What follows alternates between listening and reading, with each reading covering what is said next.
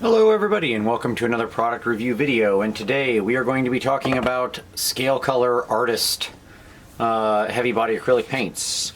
So these were a recent Kickstarter. I went ahead and backed it, as you can see, because this little thing still says Kickstarter on it.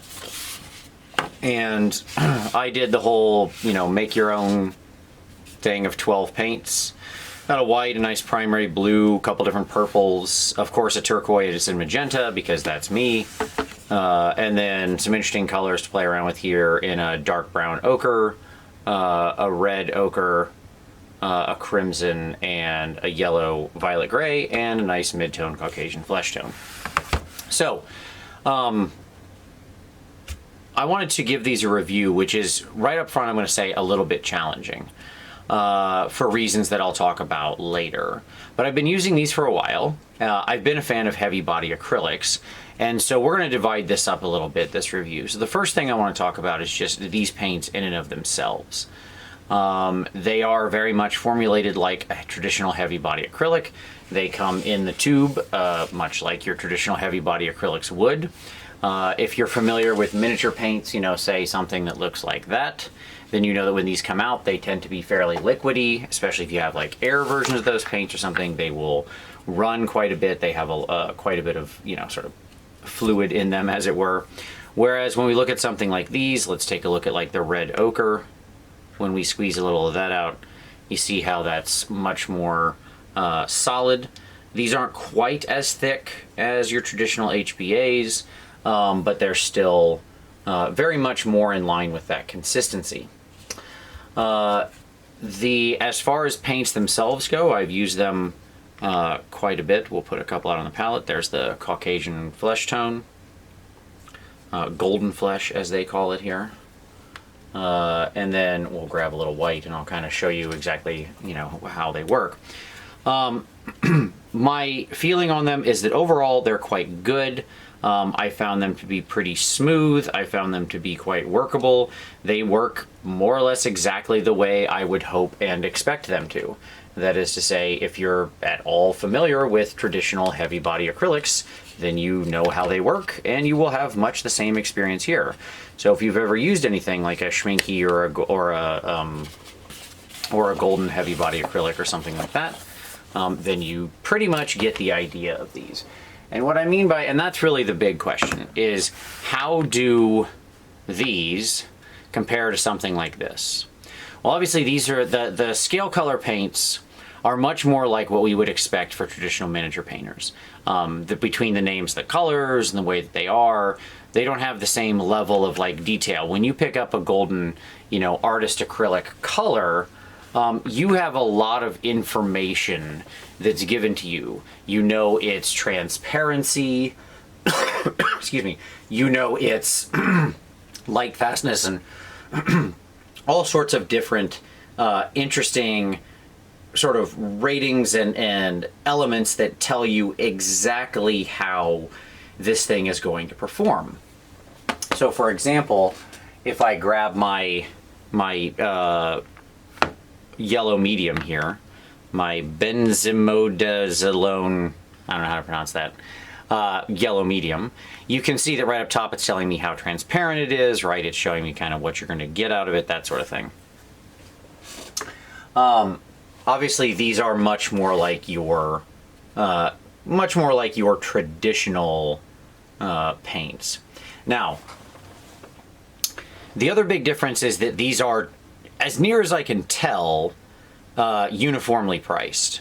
I don't know if that actually means they didn't use all the different pigments that your traditional Artist Acrylics do, or if it just means they flattened out the price. I can't tell because there's not really a uniform price for these yet. What I mean by that is, this is the big challenge to the review. They're not really commercially available. You could get them through the Kickstarter. If you go to the thing and say pre-order, it just has you like update your original cart. So I don't know if you can actually, you certainly can't get them on the Scale 75 website yet. I would imagine they're going to be coming out soon, but I don't know what they will actually be priced. So that inhibits my ability to do like a direct comparison. Tubes like this kind of thing are, you know, generally if you're talking about your 2 fluid ounce 59 milliliter tube, these are generally, it depends on the color, but you know, they're going to be, they vary in price because of the cost of the different pigments used, but they'll usually be between like 10 and 15 or $16. Something like that is usually what you're going to pay for this. And this is 3 times as much as you're getting in any of these bottles, right? So a single one of these bottles is 20 milliliters. So whenever the price becomes commercially available, that's sort of how you can do your comparison. As it stands now, you got 12 of them for 40 bucks, $3.50-ish a piece. That's close enough, I suppose. And, you know, that's a decent enough deal because you multiply it by 3, you basically get about the same price. So, okay, fair enough. But again, I don't know how close the retail pricing will be to the Kickstarter pricing, so that does inhibit my ability to estimate on that. Now, they perform quite well. What I was very happy to see, we'll get our old friend the ogre back out here. What I was very happy to see is that they perform a lot like basically my experience with heavy body acrylics would be. So that is to say, you generally are painting on the miniature. They're very thick, you can use them straight. You don't have to thin them out. So for example, let's play over the space where he has this tattoo. We'll just paint over that, that's fine. All right, so let's take some of this red ochre. Let's go ahead and drop a fairly thick amount of that down there. All right, and let's wipe off our brush. Let's grab a little bit of that flesh tone. Let's put a nice thick amount of that there. Okay. Are we scaring people yet with all this super thick paint? And then let's grab a little bit of that white. And let's just put a little dab of that up top. So now we got these 3 giant paint streaks, right? This is one way you can work with heavy bodies. And then what we can do is just start voiding paint out. So then we bring it all together. Very red at the moment. That's okay. That red ochre is very powerful. So we'll introduce a little more of the flesh tone.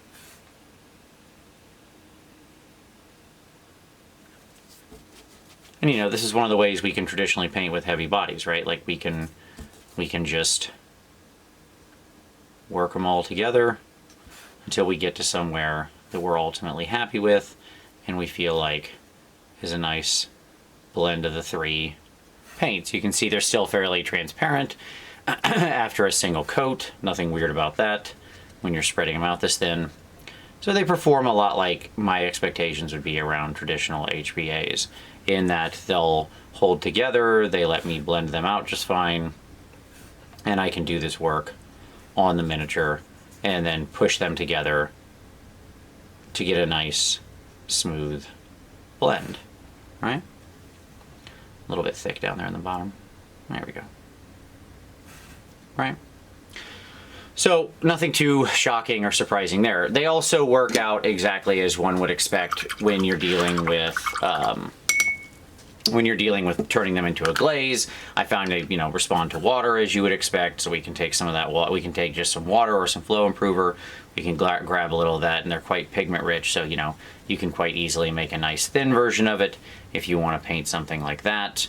That's perfectly fine as well, and it'll again work more or less exactly how you would expect. So if we grab our little ogre friend here and we just kind of push that thinner paint there up under his arm, excuse me, up to his wrist, we can then pull that down, and again it'll work more or less like we would expect.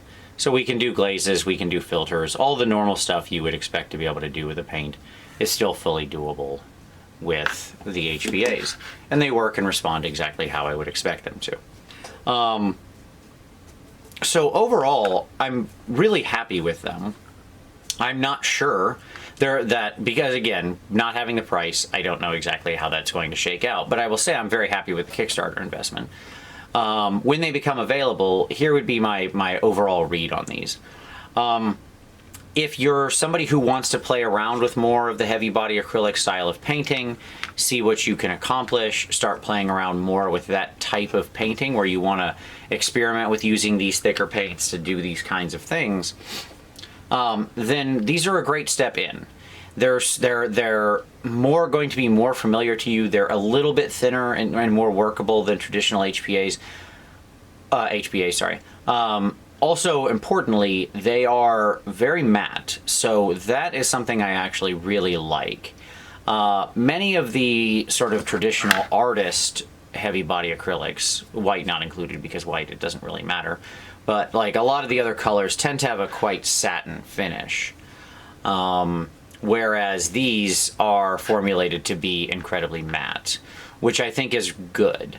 I much prefer matte painting with my miniatures and find it just a lot easier to work with when I don't have a bunch of different finishes everywhere. So that is definitely a strong mark in their advantage. So that's the review. Their quality, they work both as a thick paint in a sort of HBA style, but they can also be thinned quite easily, turned into glazes, filters, you know, used as a layer paint. I found that if you mix just a little bit of flow improver in, you can get a really nice layer paint going with them in more of your traditional style where you'd be, you know, mixing some halfway between the two and then layering that and then grabbing it and, you know, taking one up and then one up again from that and so on and so forth. And you can do these really nice gradients and get a nice smooth blend out of that, especially with a little bit of flow improver in there. So it's certainly all doable. And they will serve for you in both your traditional miniature painting ways and exploration into, you know, different methods of wet blending and loaded brush and stuff like that, where you want thicker paints to work with. So I'd say check them out. If you're a miniature painter who's been looking to expand the range of types of paints they're using or, you know, try different techniques, this can be a good way to go. To sort of bridge that gap rather than going out and trying to navigate your way through the artist acrylics, which are admittedly a little bit more confusing. Their color names aren't as familiar as we might be familiar with our miniature painting color names. These are a good bridge between the two. I don't know that I can really fairly give them a grade without knowing the price, because if they came out and they were really expensive, I would say, like, if they came out commercially available and they were really expensive, I'm not sure what that could very much change my overall perception of their value. So I'll leave it to just say I am very happy with my purchase. I have used them quite a bit and quite enjoyed them. I like that style of thicker paint and wet blending and that kind of thing. So if you are someone who that is your style, or a style you're looking to attempt to experiment with more, these would be a worthwhile thing to check out whenever you can get your hands on them. So there you go. That's the review of the Scale Color Artist Scale 75 Heavy Body Acrylics. Hope you enjoyed it. If you liked it, give it a like. Subscribe for additional hobby cheating and product reviews and everything else we do on the channel in the future. If you have something you'd like me to review, go ahead and drop that down in the comments. If you have any other questions about these, of course, you can do the same. I always respond to every comment.